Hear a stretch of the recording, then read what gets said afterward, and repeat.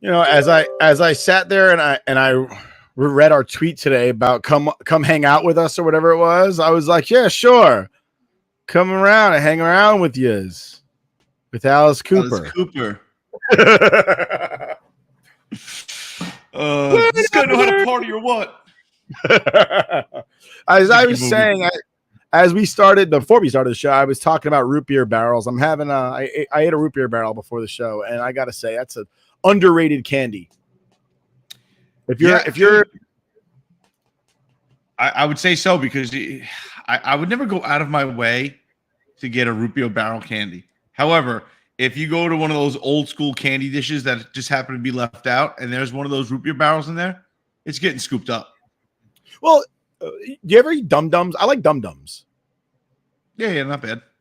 So root beer is one of the best flavors. You know what it is? Is root beer actually tastes, when it's root beer candy, it actually tastes like root beer. It's not like when you get like watermelon gum. Have you ever had a watermelon that tasted like watermelon gum? Like that fake watermelon taste? Or grape? Or it's not really what the flavor is. It's just what they tell you the flavor is. It's what the color is. Exactly. Root beer actually tastes like root beer. Even cream soda doesn't taste like cream soda. No. I was going to say my favorite root beer candy probably is the root beer bottle caps are the best ones. Oh, that's so good. Underrated. It feels. Does it feel fizzy? It doesn't fizz, does it? No, but it just you can feel it, right?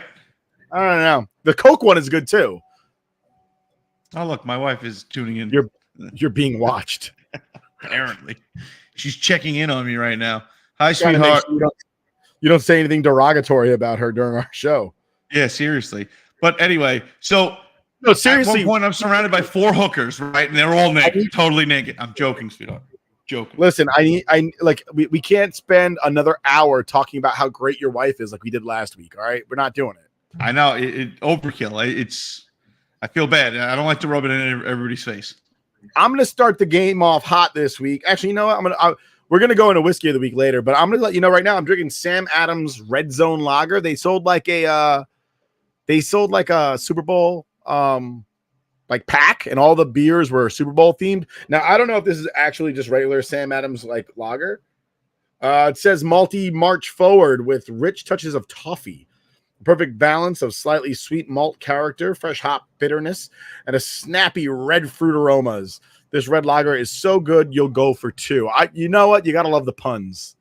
I like it. You'll go for 2. I definitely appreciate it. Yeah, dude. You know what? I always wanted to get up to the Sam Adams Brewery because they have a beer that you can only get up there, and I think it's like Boston Brick Red or something like that. Alex says hi to. Hey, buddy. My man. Alex, you want to take a ride up with Daddy up to Boston? You can watch me drink a couple beers at the Sam Adams factory and maybe drive Daddy home. Then you can drive. Yeah, I was going to say he can drive you home. When one dude gets hammered, the other one drives him home. I was 8. Oh, yeah. Yeah, I'm going with Guinness today, man. Something nice. Out of the can, too. It's so much better out of the can. Nothing wrong with that. I'll take that every day of the week. I'll take that every day of the week and twice on Sunday. Hell yeah. Speaking about Sunday, Nick, the Super Bowl. Talk to me about it.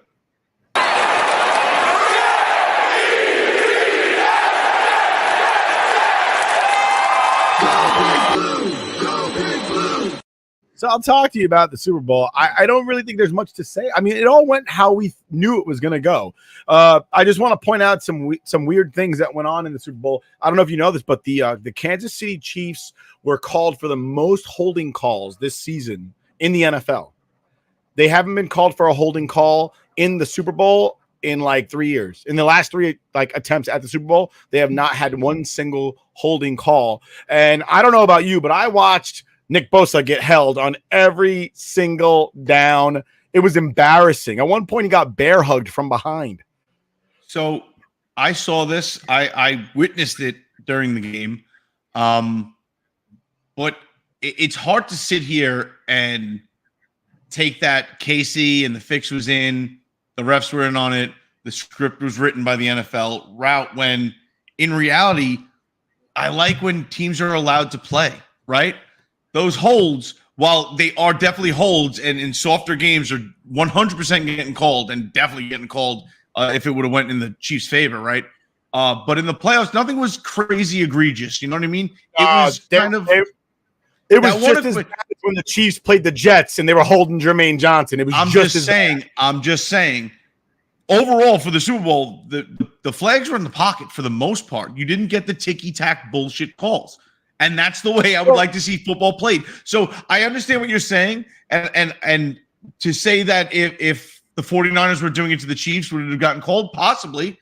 You know what I mean? Listen, we all have that in the I'm saying we all have that bias in the back of our heads, right? We all can't stand the bitching and whining, and it became apparent this year, right? You see, especially in the Super Bowl, Kelsey screaming in his coach's face. You fucking kidding me? That was egregious. That was the biggest problem of the day, dude. If you did that, or I did that, especially me with my asshole attitude when it came to playing men's league baseball, right? If I ever got in Skip's face and screamed at him, what would have happened?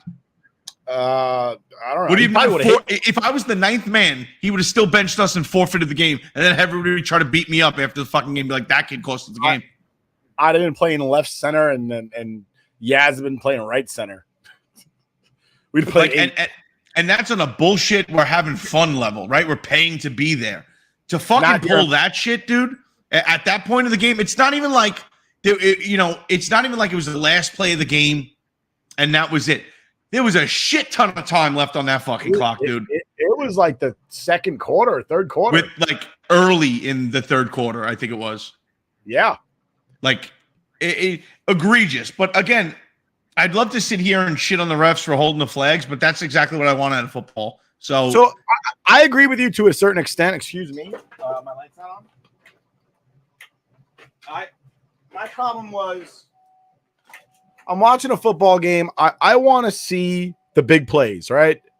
And when you're not going to call holding on one team for the entirety of the game. So how many sacks did Nick Bosa not get because the referees didn't defend him by throwing the flag at the offensive line and say, you can't do that?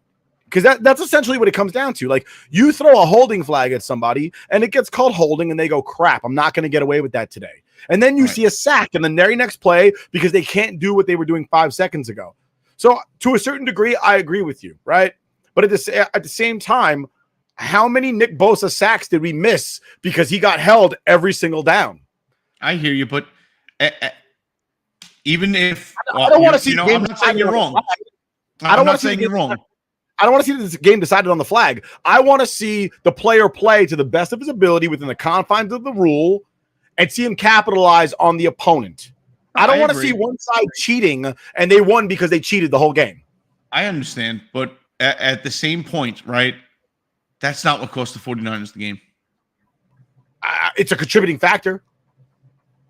It's a contributing factor. I mean, the play that basically decided the game, there was a holding that was not called. Flat out, that running back that was assigned a blocker to a linebacker held the linebacker and stopped him from blitzing Mahomes, and that was the play. Right, but to sit here and play devil's advocate, does that not happen every single game? It happens every single down if you're the Chiefs. I get it, but I'm trying not to be biased here. I'm really trying not to jump on that bandwagon because I don't need much to absolutely despise the Chiefs. I don't get mad at it because that's what the NFL wanted. They wanted Taylor Swift to win the Super Bowl, and that's what they got. So, like, somebody goes, well, how could you be mad at how with the rest? I can't be mad. It's like getting mad about Roman Reigns being WWE champion. It's scripted that way. Like, he's the bad guy because that's what the script says. And the NFL picks and chooses who they want to win. We've seen it. We've seen it so many times. We've seen it with the Patriots. Now we're seeing it with the Chiefs. We've seen it. We've seen it. I mean, so you can't really get mad about it. The NFL tells you basically who they want to win before the season starts. Yeah, no, I'm not mad about it. It's just irritating. Oh no, I agree. It's very irritating. It's very irritating. The whole Taylor Swift thing this whole year, the whole Taylor Swift thing all year. Like, listen, great. If you want to sit there on the stance of it brings more eyes to the sport, and that's great, and maybe dads get to sit there and watch the game with their daughters because all of a sudden they're interested. But at the same time, it's like, who the fuck needs that? I guarantee you, if dad's sitting there watching, he's a fucking diehard Jet fan, right? Like we are, and he's watching the fucking Jets almost pull out that game. He doesn't want to see his daughter walk in and be like, oh, are they putting Taylor Swift back on the fucking TV? It's like, daddy ripped the TV off the fucking wall because the Jets got screwed. It's now 4 floors fucking down in the parking lot. I don't have kids, but if I did have kids and I'm watching a game and one of their favorite actors or actresses or whatever is the wag of one of the players on the opposing team, and they have the audacity to sit there and root for my enemy at that moment, like, you might have to call Child Protective Services on me. I'm like, you little bastard. How dare you root for you're rooting against daddy. I don't want to hear about how you're rooting for Taylor. Fuck Taylor. Taylor is a buffoon and clothes on your fucking back. Yeah, I just to clarify, I don't really care about Taylor Swift, so to speak. I don't dislike her. I honestly, I can't understand why everybody loves her so much. I don't find her to be remotely impressive at anything she does. I've never seen a pop singer fucking worse dancer than she is. And she's very like mediocre when it comes to pretty much everything. Which, you know what, listen, if she's the every woman's hero, I get it. She's like pumpkin spice and Uggs incarnate. Like, if it was a human being, that'd be Taylor Swift. All that being said, it doesn't bother me that she's there. What bothers me is that it's a distraction from the game. Like, she was only on screen for a total of fucking 10 seconds. That's great. Like, I hear you, but that's 10 seconds. I really couldn't care less about her. That's a replay I could watch instead of seeing her. I don't care about her reaction to anything. There's how many other players on the team, and how many of them have fucking wives, and why are none of them getting any not a second of TV time? So obviously that's nonsense because Taylor Swift is a huge talent and nobody's denying that. But I got to say, it would be a little ridiculous, though, if you looked at it from the other way. Now, let's say my wife is a huge baseball fan, right? And let's say she happened to be a Houston Astros fan, and I don't give a shit about baseball, right? And all of a sudden, I'm interested in watching the games because I'm like, oh, yeah, Justin Verlander, you guys pitcher? He's married to the hottest chick ever, Kate Upton. I love Kate Upton. She's so hot. I'm going to watch the game because I love Kate Upton. My wife would be like, you're fucking sick. What the hell is wrong with you? You're missing the point. Am I wrong? Yeah, but these women aren't attracted to Taylor Swift. Yeah, but it's they're a hero because she's mid, so are they. It's not attraction, it's obsession, which is categorically worse. You're actually right about that. Yeah, well, I mean, she's their hero because mid, she's mid, and so are they. So like they peaked in high school, and she's basically them if they never took the peak down. Like, if they never went that downside, that would be her. Like, she is a high school basic white girl for life. So I gotta say, all my fucking bets for the Super Bowl lost. I was pissed, but it is what it is.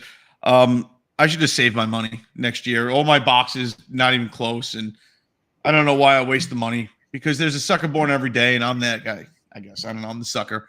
However, starting the game, man, if you would have went fumble punt as your opening plays, like exchange of first plays each team, you would have made a sick amount of money, man.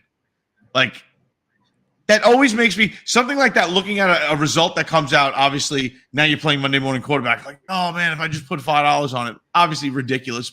However, we have seen Back to the Future 2, and we all dream of that sports almanac.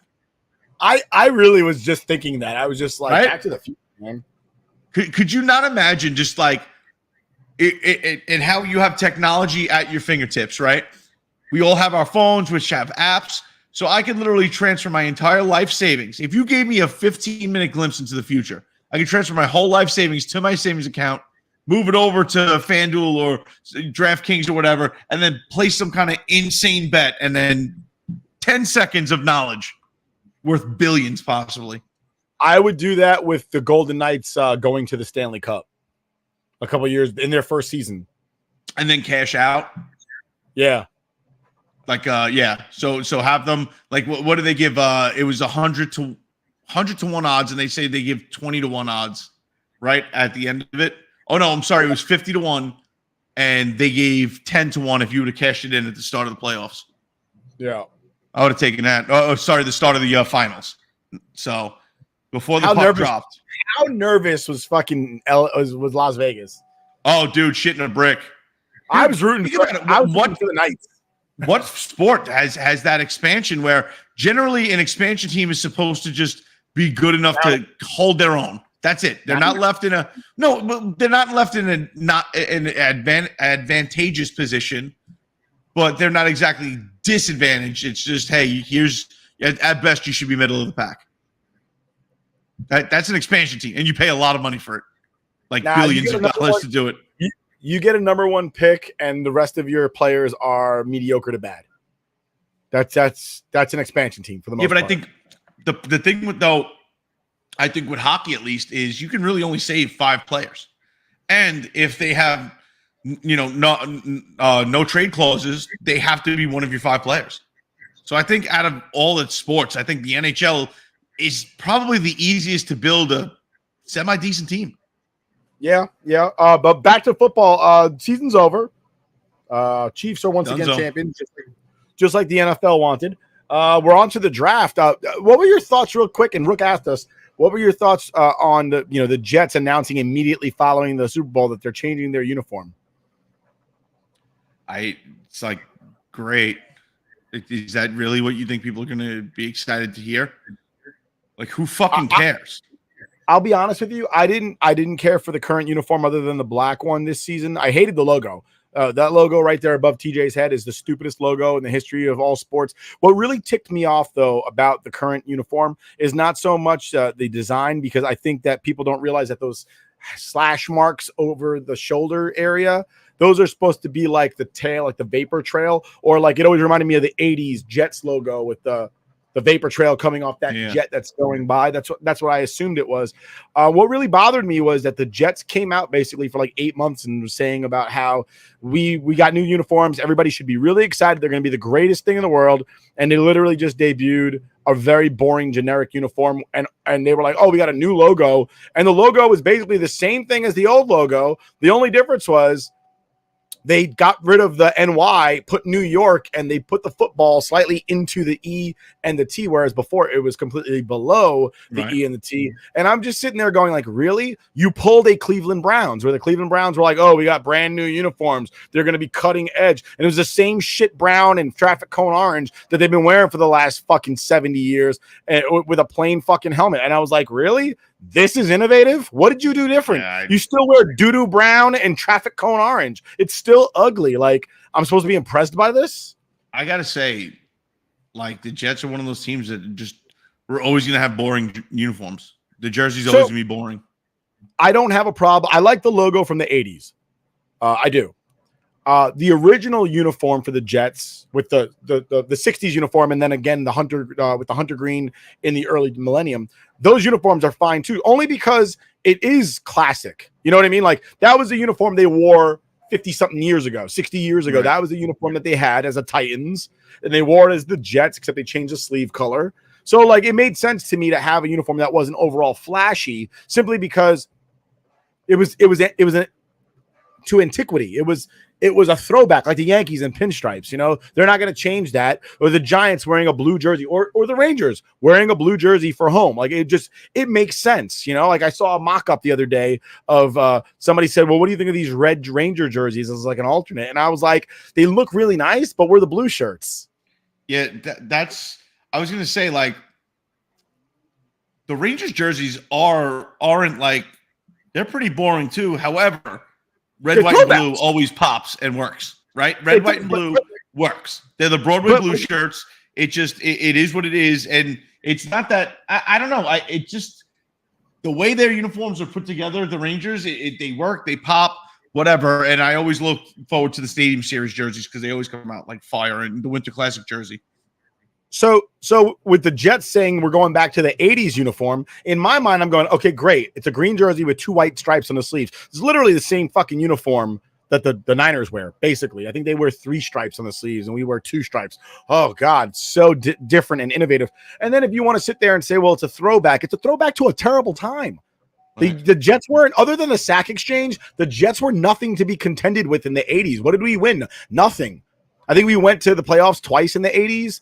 Hooray for us. So we're kind of like trying to go back to that. I mean, the logo was phenomenal. I like that logo. It was cool. You know, I had the jet in there. It made sense, you know, but to sit there and make the jersey, and I think I hate the vernacular today where fans are like, oh, that jersey's clean. I'm like, if by clean you mean boring as fuck, is that what you really mean to say? It's clean as in it's boring? Because there's nothing remotely different about that. Take off the 2 sleeves, take the 2 stripes off the sleeve, and you've got a green and white version of the Raiders jersey. Mind you, the Raiders just wear a black jersey with silver numbers, and that's it. There's nothing going on with that jersey at all. I could make that in my basement right now for like $5 with a black t-shirt and some stitching. You know, it had. So I don't think that the 80s jersey is anything worth writing home about. They're changing their uniform. It's worth writing home about. Because you're going off on just an absolute tangent of misery, like a Jet fan, like me. Normally, I'm pessimistic. Okay. However, let's build this back up. I mean, your old man, you understand my goal is to make sure he has the best time ever at your bachelor party, as well as you. And if that involves just debauchery and getting ossified drunk, I hope, Mr. Velasquez, you are down for that, sir. I feel like you say ossified a lot. I don't know if that's a word. Oh, it's a word. I don't think it's a word that pertains at least to the Irish. I'm going to look this word up. Pickled? Would you rather me say pickled? Pickled is great. I think that's a great word. All right. Let's see. Your dad's getting pickled. But ossified means the hell with the jerseys. We move on. The draft's coming up. What do you want to see the Jets do? And I was hoping Rook would be on so we could talk about the Giants. But what do you want to see the Jets do? Are you thinking wide receiver? Are you thinking quarterback? Are you thinking offensive line? I'm thinking O-line. Anything.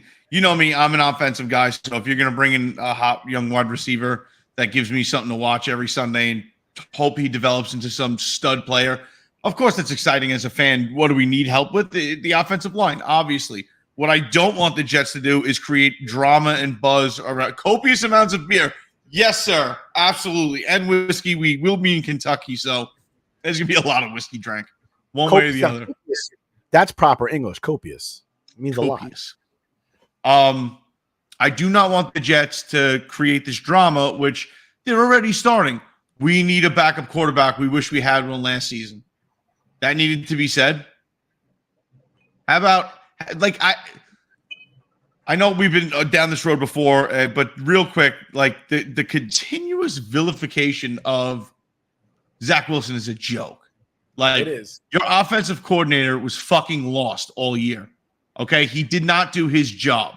The defense carried this team for the most part, and you know what? The occasional flashes of excellence that we saw from Zach Wilson shows that a decent offensive coordinator probably could have put together a lot more potentially positive plays for this man to do. So I just hate the fact that the Jets are throwing him under the bus. Get away from the drama. Go through the draft. Just stay out of the media for anything other than, positive business-related nonsense. I agree with you 100% on that one. The thing I'm thinking is if you watch the 49ers and the way Christian McCaffrey played, I don't see a reason why. Excuse me. The name is escaping me right now. Damn it! I have his face in my head, but our running back's name is Breece Hall. Wow, Breece Hall. I can't see why Breece Hall can't be a Christian McCaffrey type, because we've seen him receive the ball out of the backfield and pick up yardage for it, and it seemed like we waited until the final 2 weeks of the season to use him in a wide receiver set. Yeah. I mean, you're telling me right now that Brock Purdy has more talent than Zach Wilson? I disagree. He has better a better mind for the game of football, but as far as talent is concerned, athletic ability, the ability to throw a football, he doesn't have it better. And I think a lot of Zach's mind problems are based on the fact that he plays for the fucking Jets. If he played for another franchise, he'd be better off. I think you're right and you're wrong. I'm not going to sit here and try to discount what Brock Purdy did this year. You know, he had a tremendous season, and being as young as he is in the league, I mean, you just got to tip your cap. And whether it's the system, whether he was conditioned to be that way by good coaches and good staff, you know, I'm sure that contributes because the Jets are shit at developing quarterbacks. I mean, we fucking sucked for decades at developing young talent, especially quarterbacks. So, like, there's no argument there. The Jets are garbage when it comes to that.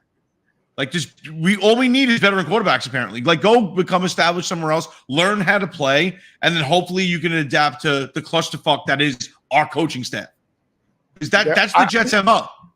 Just I wasn't trying to disparage Brock Purdy at all. No, I know, I was just pointing out the difference between having a good coach that plays to your strengths and having a coach that has no idea what they're doing other than to ask the starting quarterback what he wants to do. Because that's what Nathaniel Hackett's doing with Aaron Rodgers. Yeah, pretty much. Pretty much, dude. And again, I mean, I hate to be the pessimistic Jet fan, but what else do you want me to fucking do? If every Jet fan that's sitting there thinking that Aaron Rodgers is going to walk in and be this team's Jesus and solve all the problems, and you know we're going to feast for days on one fish and one loaf of bread. I don't know why I'm going Christian like euphemisms. It just got caught up there. There's all the NFL commercials. Yeah, I guess so. Washing feet and whatnot. Good call. Very nice. Good segue. Yeah, I see the Jets have way too many integral problems. They really do. And I just have no confidence in the coaching staff whatsoever. So, I mean, I honestly think that if Aaron Rodgers doesn't hit the ground running and the Jets are just – if the Jets aren't immediately, you know, successful, I think Aaron Rodgers and what he brings to the table, if he's unhappy, everybody in the media is going to know about it. Yeah. But we move on.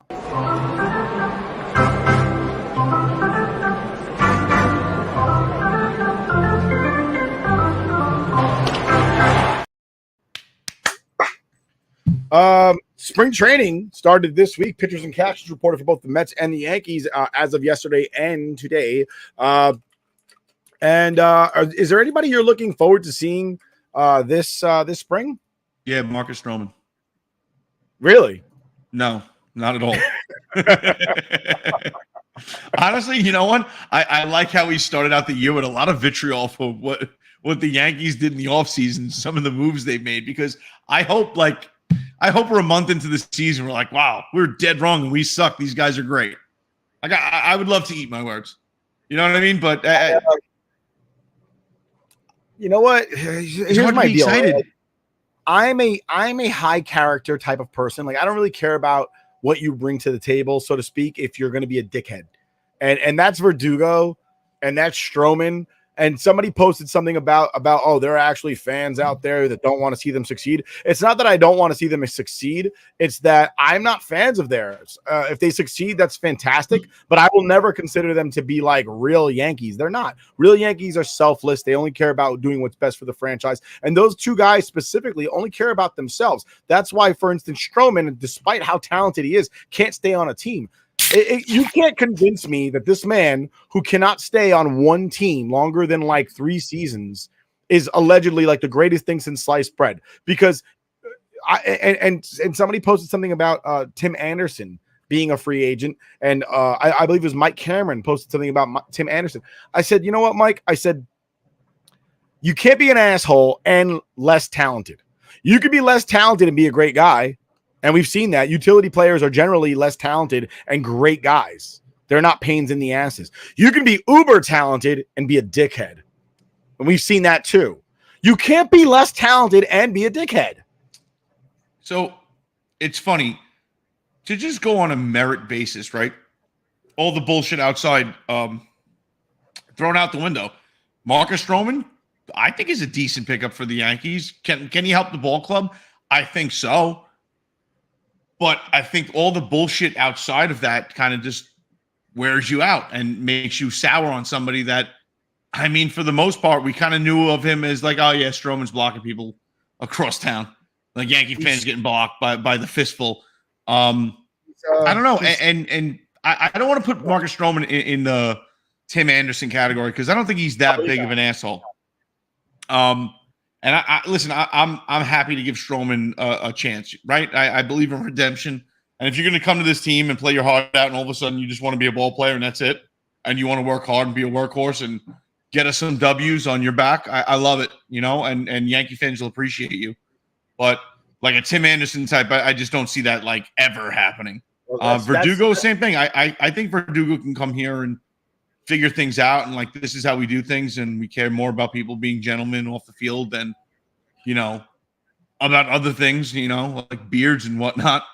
I have no problem waiting and seeing, hoping these guys turn up something special. But with all the bullshit that the Yankees have sold us over the past couple seasons, and what we know, the talent that we already have, it just seems like a waste of time. Every season is going to continue to seem like a waste of time unless they make a big splash. And is Soto a big enough splash? Probably, but it's you see all this talent on the field and you're sick of fucking waiting. And then when you spoon fed us that bullshit last year, like this is the roster we're going to the season with, and we're expecting to, perform at a high level. It's like you're full of fucking shit. So that being said, talk about Soto being a big enough splash. I'm going to read off some of the top remaining free agents, and you tell me this is as of 2 days ago. So I might be off about who's still available. But as of 2 days ago, we're talking Matt Chapman is still available. Cody Bellinger is still available. JD Martinez and Adam Duvall. Brandon Woodruff, Liam Hendricks, reliable relievers. And then I think the biggest ticket item is, or the biggest ticket is going to be Blake Snell, the reigning NL Cy Young Award winner. And then on top of that, you've got Jordan Montgomery out there. He's still a free agent. Are you shocked by any of these? I'm a little shocked by Snell and Bellinger. I was going to say, even Cody Bellinger, I can understand more than Blake Snell. Snell should be snatched.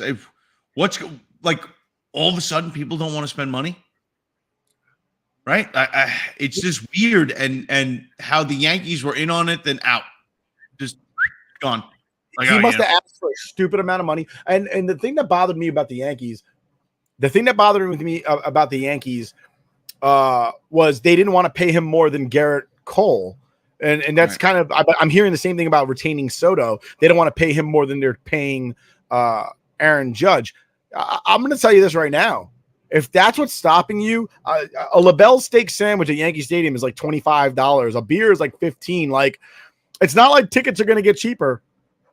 Yeah, that's not a reason to not go after one of these guys, right? We don't want to pay him more than, we don't want to offend Cole. What the fuck is Cole going to do? This isn't football. They're not going to stay home and say, oh, I'm holding out because you're paying somebody else more money than me. They're still going to show up to work. Their contracts are guaranteed. They're still going to show up to work. What are they going to be, disgruntled for the next 6 years of their contract? Give me a break. Give me a break. And Aaron Judge, though, Aaron Judge is the captain of the team. I don't think he gives a damn about anybody making more money than him if he gets a few championships out of the deal, because he doesn't want to be known as the captain that never won a championship, because that's what Don Mattingly is, and it's pretty much keeping him out of the Hall of Fame. Yeah, seriously. Well, we ran down those numbers a few weeks ago. Ridiculous. Yeah. I agree with you. If you're basing it on, we don't want to pay him as much as these guys, why? Can they help you win? Is Blake Snell the missing piece to this team making a run at the World Series? I mean, I feel better about it. An argument could be made either way, right? Do I think he guarantees us getting there? Not at all. Not at all. Not even a little bit. However, am I going to sit here as a Yankee fan and be like, maybe the Yankees should be a little conservative with their money? Like, no, fucking spend it all. I don't give a shit. It ain't my money. You want to charge those outrageous prices at the ballpark? I don't care what you do with your fucking money.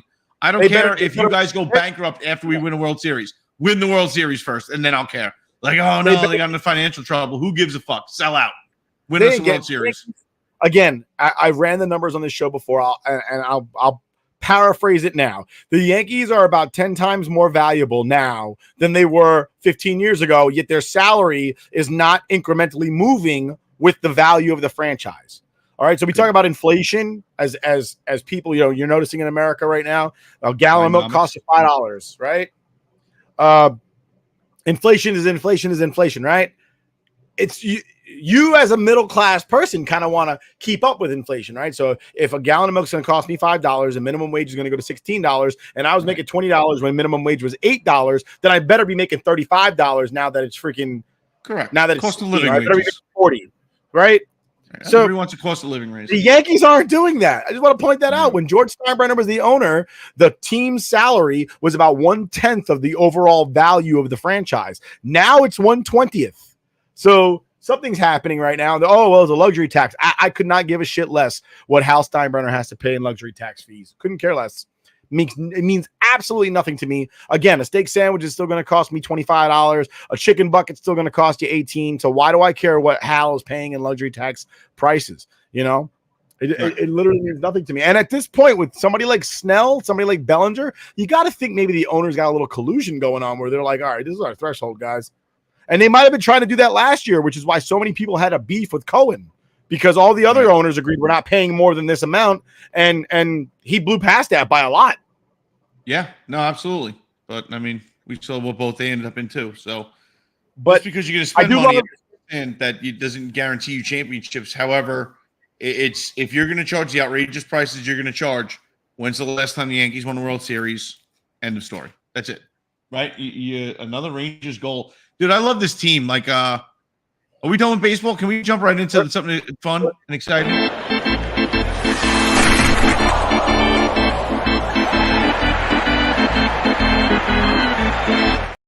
Baseball is fun and exciting, and spring training is a magical time of year. All right, I just want to point. I'm not there yet. I mean, when Billy Crystal tries to weasel his way into an at-bat in a spring training game, then I'll get excited. I will watch the shit out of that. He's like 95 right now. I'll watch that. God forbid he takes one in your hole. I was going to say, if you're a guy that's not going to make the team, do you want that to be your legacy? It's like, I put one right in Billy Crystal's ribs. That's awful. What's wrong with you? When Harry met the fucking feel of the two-seamer in the inside. Who hurt you as a child? I bet you Billy Crystal would like it. Oh, shit.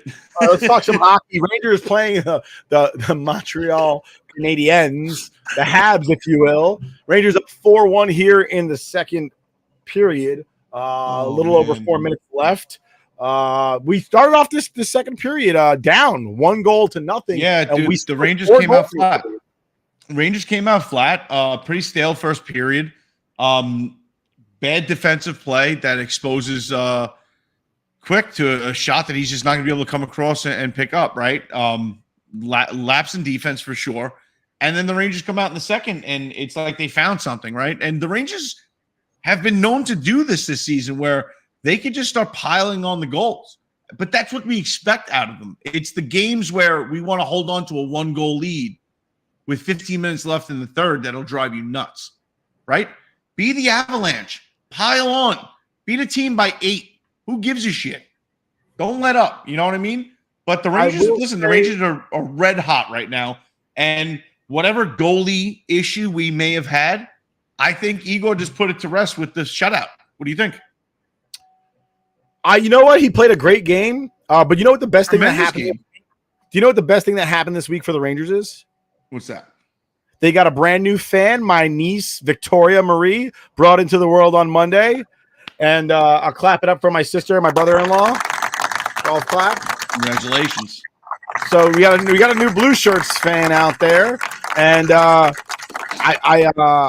showed up to the hospital to meet my niece for the first time in a Henrik Lundqvist jersey because first impressions mean everything. And initially I was wearing a Jets shirt, and I was like, I don't want her to feel like men let her down on the first day. So let me wear a Hank shirt instead. I like it. You got to start it off with class. I love it. Absolutely. But you're right. Shesterkin looks like his. You know what?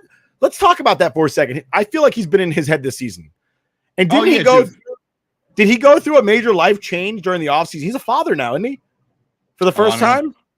I'm pretty sure his wife gave birth to their child in like September, right before the season started. That maybe that's what's. I mean, your dad tell me like I think that that's what what might be what. Yeah, I don't know. I don't know. I think at least for me, when you become a dad, you become more driven. So I don't think that's his problem. I think it's just he's just been a little off. He doesn't have the same edge, right? He's still tremendous. He's still making amazing saves, and he's still leading the league pretty much. In the top upper 5-10% of the league, right? He's not having a horrible year. He's not having that Igor wall of a man Shesterkin year. He's been a little off, but thank God for Jonathan Quick coming in and stepping between the pipes, and we haven't missed a beat, dude.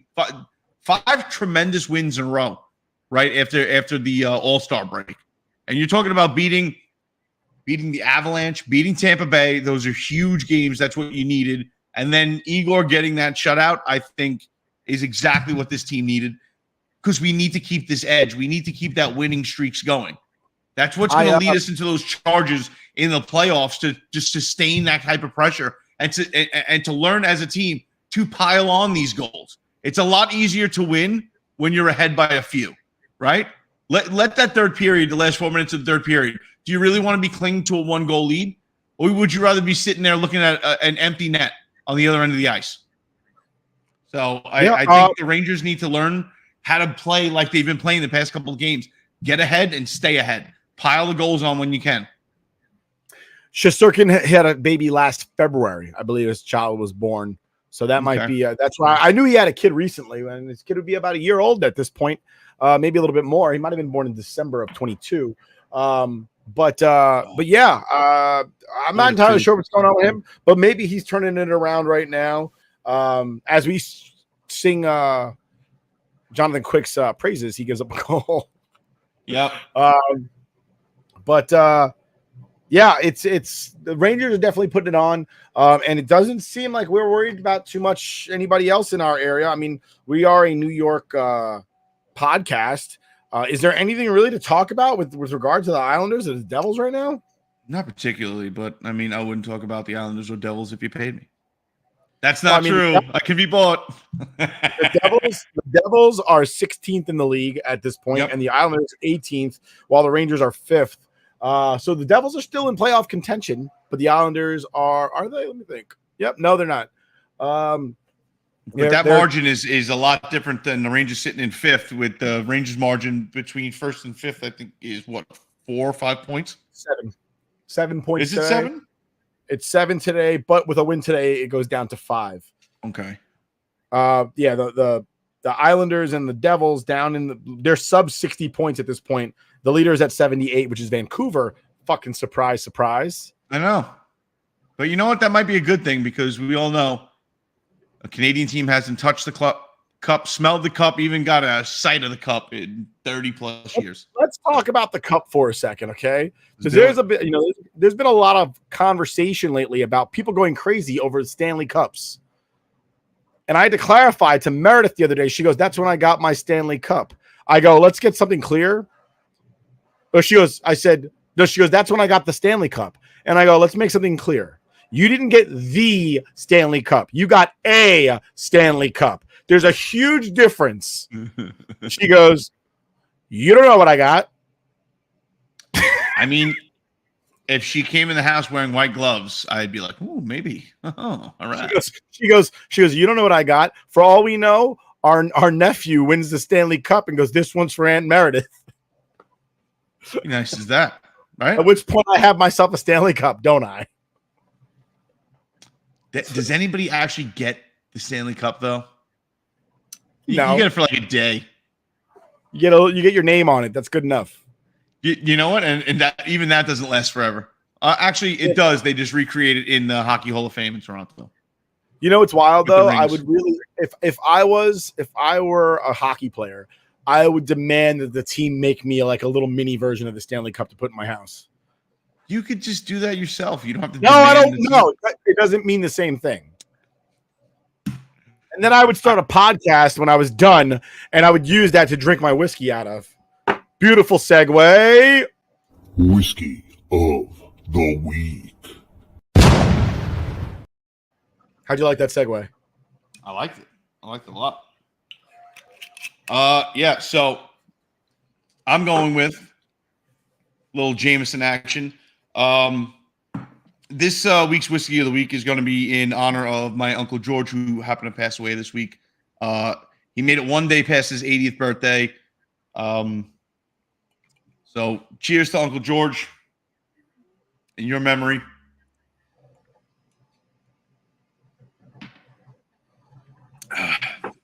I was telling Nick, it's like in Scrubs when JD and his brother show up with cake when somebody dies. It's like the Jameson comes out. People think drinking is a good time. When you see Jameson come out in an Irish house, it may not be a good time, at least for us whiskey fans. Right, Nick? It's Jameson comes out, it's usually like, oh, somebody died? Or somebody's getting married? Which, I mean, technically is the man's soul dying. Did I tell this story last week about Jameson? We've told that story a million times. About the 8,000 bottle of Jameson that I have in my office? Yeah, you're good for a whole bunch of people dropping. But, so yeah, so to be somber and brief with whiskey of the week this week, but a little Irish tradition. That. Because I really don't like drinking Jameson. And I know Nick hates it, so. If I'm drinking Irish whiskey, I'm drinking Tullamore if I'm drinking Irish whiskey. I'm not drinking whiskey this week. I'm a Powers guy. You know, I've been on this rum thing, and I'm drinking Diplomatico. I found this in the cupboard when I was cleaning out my liquor cabinet.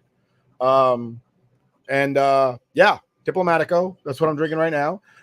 It's actually very good. I'm back to sipping rums. Thanks, Dad. Cheers, Uncle George, for sure. Diplomatico, this is very similar to high-end Bacardi. And I was drinking the high-end Bacardi, before. Or like Barrilito de Ron in Puerto Rico, the oldest rum in Puerto Rico, that is. So it's similar in that because they age this stuff in whiskey barrels. So it tastes like rum in essence for it tastes like rum like in that light airiness. Yeah. I don't know how to describe it any less. It has that you exhale and you can taste alcohol at the end of it. But for the most part, you're getting a lot of whiskey flavors inside because of the barreling process. So yeah, dude, any of the guys that I've been on, blogs on and stuff like that, and different chat groups, with cigars, anybody that's not a whiskey guy with cigars seems to be a sipping rum guy with cigars, and they absolutely love it. So Diplomatico is one of those ones that everybody's a go-to, and I think it's $36 a bottle. Yeah, I found it in the cupboard. Next week, I have something super special I'm going to break out. I just got to be reminded to break out this little bottle of something that I found in the cupboard. It's not the best liquor. It's the best liquor you could find is the one that's in the back of the cupboard that you didn't know it was there. I found a bottle of Blue Label back there. And I found this other bottle of a certain something that I'm not going to mention until I break it out next week. It's like finding $5. I did. And I was like, in 2 weeks, I'm going to drink it. Oh, shit. This is the first week. Next week is 2 weeks. But yeah, it'll be a good one. But yeah, finding liquor that you didn't know you had is like finding $5 in an old jacket. Oh yeah. It's like you're like, yes, rich. It's $5. Like you can't even buy a beer with that. But you know what? It's $5 you didn't have yesterday, and it's the greatest $5 you'll get that week. That $5 that you found for free in a jacket that you earned 10 years ago is better than the $100 you made today at work after taxes. It's true. Money found is better than money earned. That's a fact. Oh, we did. But I lost where I was just now. Where am I? Oh, whiskey and rum. Oh, yeah. I had a delicious old fashioned yesterday. I went to my uncle's steakhouse in Brooklyn, Malone's Chop House, for Valentine's Day, and everything was friggin' delicious. But I had like a really, really good old fashioned. Yeah, it's fucking delicious, and nice Luxardo cherries, essence. like the essence of orange peel. No, not Mhm. orange inside, but they, they did muddle in my drink that I did not see coming. A little raspberry. Ooh, A, fancy. a little raspberry muddle.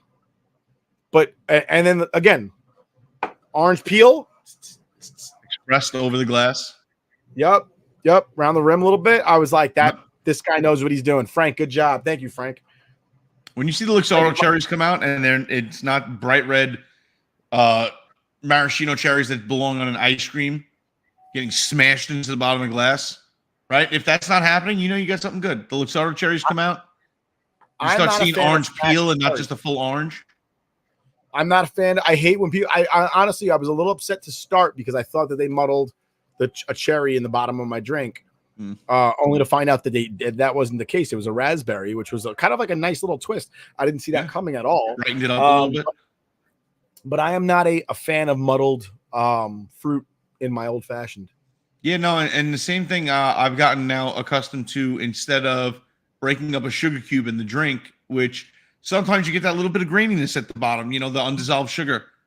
I've been using simple syrup in my old fashioned, so now there's no grainy anything. It's just a smooth, delicious cocktail.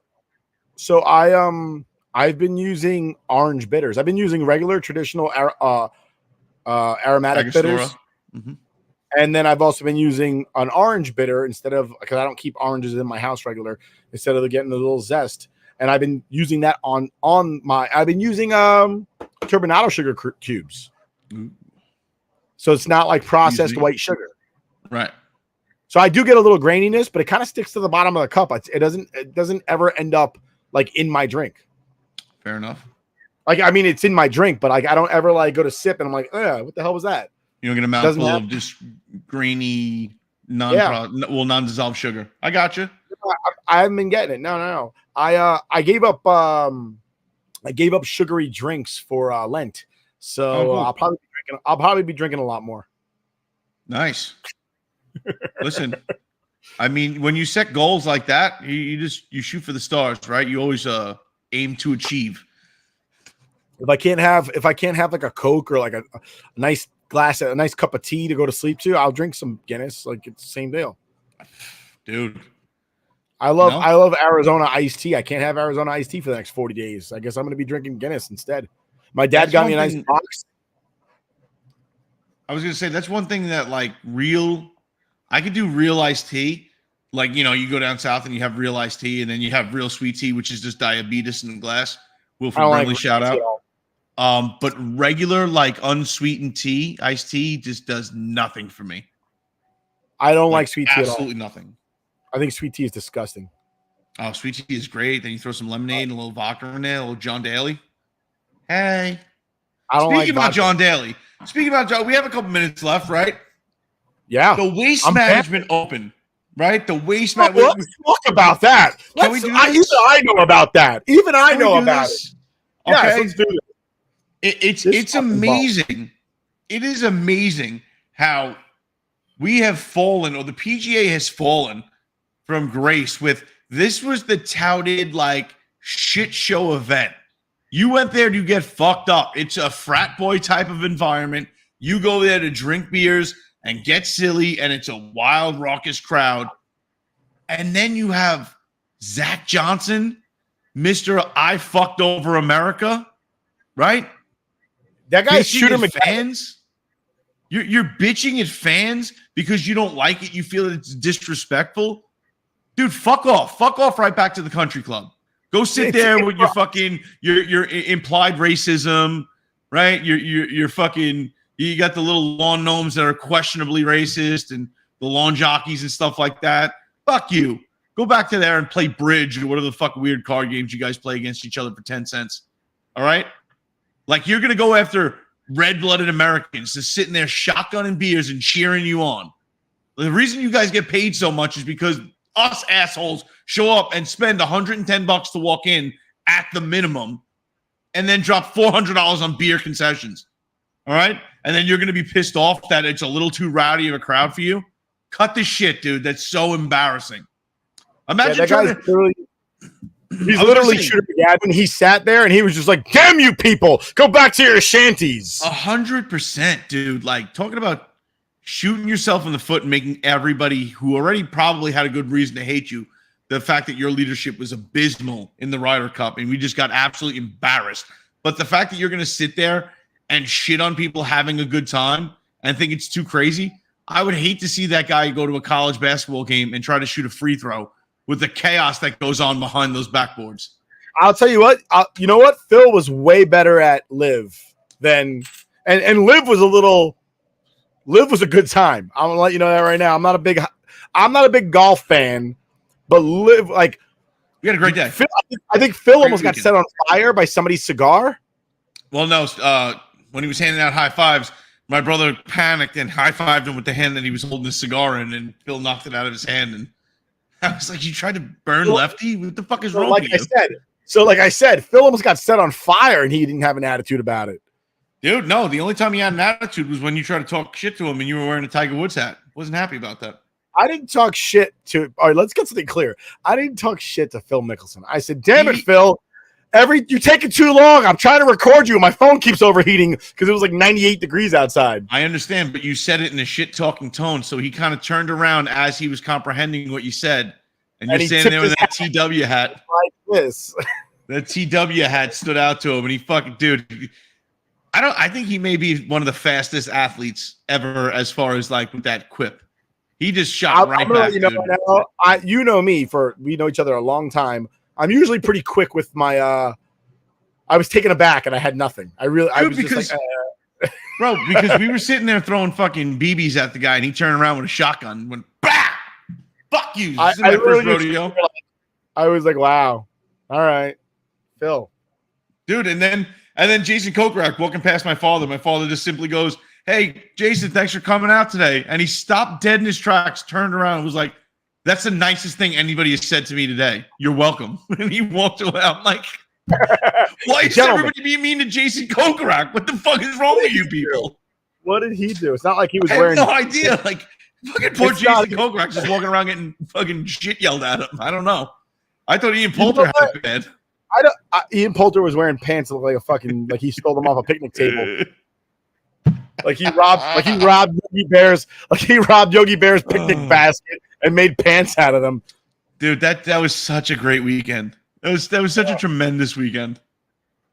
But last two things before we go. Knicks are middling at this point. A lot of their stars are out, losing games that they should be winning. And last thing before we go, we got about 2 minutes. NCAA is coming back, but they're not calling it NCAA anymore. EA Sports is now calling it college football. And it's called EA Sports College Football. I'm actually looking forward to it. I always loved playing NCAA because you could take a really shite school and make them into a top 5 like juggernaut. And then you could import your draft class into Madden and play with the same guys. Like, and you would know who was good. Like, so, you know, when you get to Madden and you're doing your drafts and you're like, ooh, I have to scout people. No. If you played NCAA, you don't have to scout anybody. You already know who's good and who's bad because you played against them in college. I'm interested to see how it's going to go with the transfer portal, if they're going to include that. NIL, I don't know if they're going to include that in the game. I know the players are going to be in the game. They're all getting paid like $100 a piece. I hope it was worth it. But I'm looking forward to the game. You know, I remember playing it. 2014 was the last time they came out with it, and it was always a good time. I love playing with like Florida State and like Army and turning Army into a juggernaut, which is impossible because you know the Army has height and weight and academic standards. Plus, you have to be in the Army after. But you know, I look forward to it, and it's nice to have that game back. If only we could just get MVP baseball back, all would be right in the world. A little competition never hurt anybody. That's why they need NFL, the other NFL, I can't even remember what it's called anymore. I want to say it's called Live 2K something or something. Oh, NFL 2K. Yeah. Bring that back. Give Madden some competition because Madden blows. And with that, that's about all the time we have. Yeah. We'll catch you again next week. Always a pleasure. Always timeless. We'll catch you again next week, ladies and gents. Uncle George. See you in Valhalla. Cheers.